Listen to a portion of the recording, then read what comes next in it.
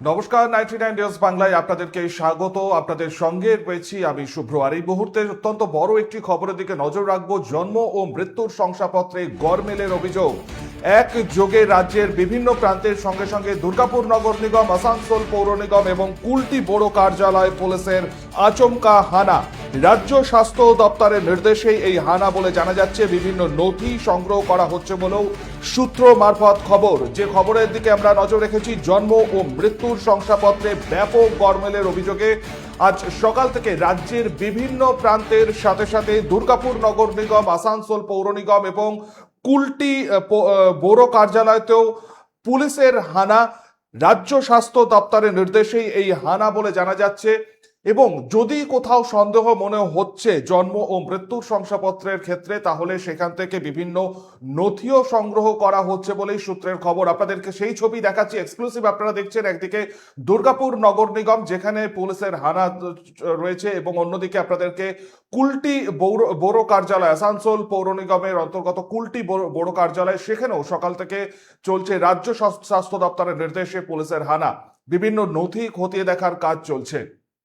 আপনাদেরকে first on আমরা সেই ছবি দেখাচ্ছি 99 নিউজ বাংলায়।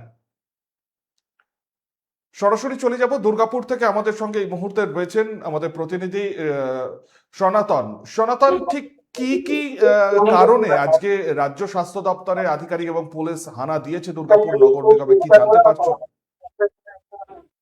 একেবারেই যখন এসআইআর প্রক্রিয়া হয়েছিল বিধানসভা নির্বাচনের ঠিক আগে, তখন যারা এই রাজ্যের বা এদেশের বৈধ নাগরিক নয় তাদেরকে শংসাপত্র দেওয়া হয়েছিল। এইরকম অভিযোগ, গুরুতর অভিযোগ সামনে এসেছিল যে কোনো পঞ্চায়েত থেকে হোক বা কোনো পুরসভা নগর নিগম থেকে এই শংসাপত্র অর্থাৎ জন্ম এবং মৃত্যুর শংসাপত্র দেওয়া হয়েছিল। তারপরে এসআইআর তালিকাতে নাম তোলার চেষ্টা হয়েছিল বা নাম তোলা হয়েছিল। এইরকম অভিযোগ যখন সামনে এসেছিল, আর আজকে বিজেপি সরকার গঠন করার পরে এবার সেই বিষয় খতিয়ে দেখতে অভিযান শুরু হলো।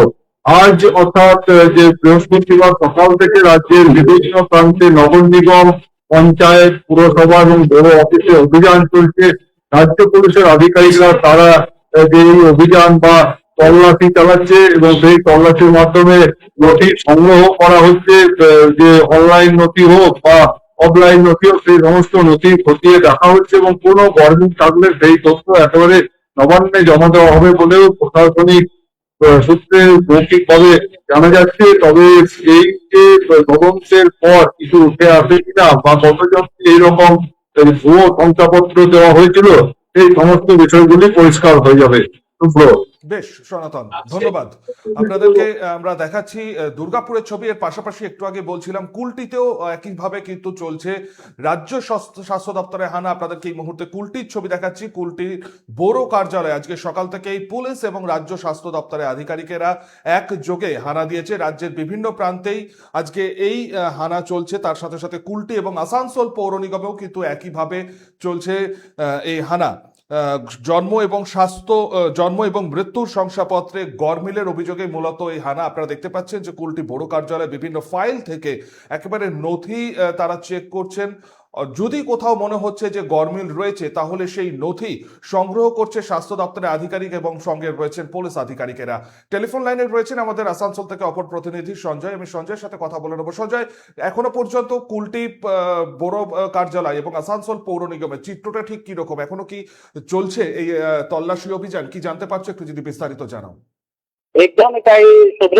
দু জায়গায় আসানসোল কর্পোরেশনে আর কুলটি বড় অফিসে দুই জায়গায় এই যে তল্লাশি অভিযান স্বাস্থ্য দপ্তরে যে চলছে, লাগাতার সকাল থেকেই চলছে। এখনো ধারাবাহিক সেই অভিযানটা চলছে। বিভিন্ন নথি যে জন্ম আর মৃত্যু প্রমাণের যে নথিগুলো থাকে অফিসে, তাকে খতিয়ে দেখা হচ্ছে। সেখানে যদি কোনো ঘালমেল পাওয়া যাচ্ছে, সেই ঘালমেলের নথিগুলো আধিকারিকরা নিয়ে নিচ্ছে। সঙ্গে এডিসিপির পুলিশ রয়েছে, তারা পুরো জিনিসটা খতিয়ে দেখছে কি কোথাও কি কোনো ঘালমেল রয়েছে আর কিনা। সেই নিয়ে এখন শিল্পাঞ্চলে রাজনীতি তোলপাড় রয়েছে। বিভিন্ন দপ্তরের লোকেরা একটু ভয়ে রয়েছে কি এই আচমকা এইরকম হানা পুলিশের আর স্বাস্থ্য দপ্তরের লোকেরা একে দিচ্ছে, কি খুঁজছে সেটা কোনো আধিকারিকরা বুঝতে পারছে না, কিন্তু সেটা জানা যাচ্ছে কি সমস্ত যে জন্ম আর মৃত্যুর প্রমাণপত্র দীর্ঘদিন ধরে ইস্যু হয়েছিল তাদেরকে খতিয়ে দেখা হচ্ছে কি কোনো ভুলভাল কাউকে যে এইরকম সার্টিফিকেট দেওয়া হয়েছে কিনা সেটা তথ্য সংগ্রহ করছে আধিকারিকরা আর তদন্তে নেমেছে। আবার এখন পরবর্তী দেখা যাবে কি আরো কি কি জিনিস বেরিয়ে আসছে এই হানাতে। আর সঙ্গে সঙ্গে আমরা এখানকার যে মন্ত্রী অগ্নিমিত্রা পাল সাথেও কথা বললাম, তিনিও বলছেন কি ভোটের সময় থেকে এইরকম দুর্নীতি অভিযোগ বিভিন্ন সময় আসছিল, সেই নিয়ে কালকে একটি অর্ডার রিলিজ হয়েছে কি বিভিন্ন যে কর্পোরেশন আছে সেখানে যেখানে এই জন্ম মৃত্যুর প্রমাণপত্র দেওয়া হয় সেখানে একটি খোঁজখবর নেওয়া যাক। তারপরেই আজকে এই পুলিশের আর স্বাস্থ্য দপ্তরের হানা এই যে কর্পোরেশনের বড় অফিস আর কর্পোরেশন তার সাথে সাথে রাজ্যে বিভিন্ন যে কর্পোরেশন গুলো রয়েছে সেখানেও এরকমই চলছে, এরকমও উনি জানাচ্ছেন। শুভ্র। বেশ সঞ্জয়, ধন্যবাদ সঙ্গে থাকার জন্য। আমরা কথা বললাম আমাদের প্রতিনিধির সঙ্গে এবং এই পরিপ্রেক্ষিতে রাজ্যের পুর ও নগরোন্নয়ন মন্ত্রী অগ্নিমিত্রা পাল ঠিক কি বলছেন শোনাবো আপনাদের। হয়েছে তার অভিযান চলছে পুরসভাগুলোতে, আসানসোলের পুরসভার কুলটি বড় দপ্তরেও চলছে সকাল থেকে। দেখুন, আজকে লাস্ট 15 বছর আগের সরকার জন্ম মৃত্যুর সার্টিফিকেট নিয়ে অনেক দুর্নীতি হয়েছে।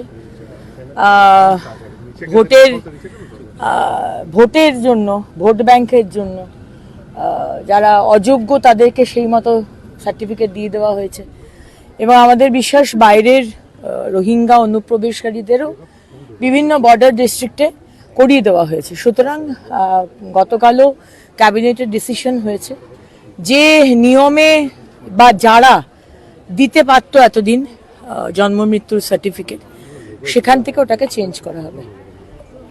কল্যাণ বন্দ্যোপাধ্যায়কে মহিলাদের সঙ্গে অপবাচরণের জন্য সাসপেন্ড করা হয়েছে। এখনকার মতন আপাতত এই পর্যন্তই। পরবর্তী নিউজ আপডেটের জন্য আপনাদের নজর থাকুক শুধুমাত্র 99 নিউজ বাংলায়। আপনারা দেখলেন 99 নিউজ বাংলা, বদলাবো আমরা।